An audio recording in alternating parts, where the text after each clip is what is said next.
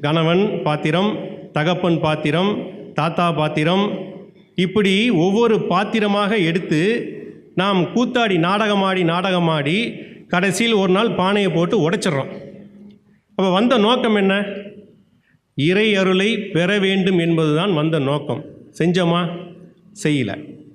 அதை வலியுறுத்தி சொல்வது தான் ஸ்ரீ அகத்தியர் சன்மார்க்க சங்கம். அதை வலியுறுத்தி சொல்லி கொண்டிருக்கின்றது.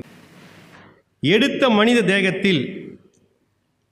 மனித தேகத்தை கொண்டு இறைவனுடைய திருவடி கடாட்சகத்தை பெற வேண்டும். பெற்றுவிட்டோமா அப்படிங்கிறது ஒரு கேள்வி. இதை பெற வேண்டுமப்பா, இதை விட்டுவிடக்கூடாது. இருப்பது கொஞ்சம் காலம்தான்.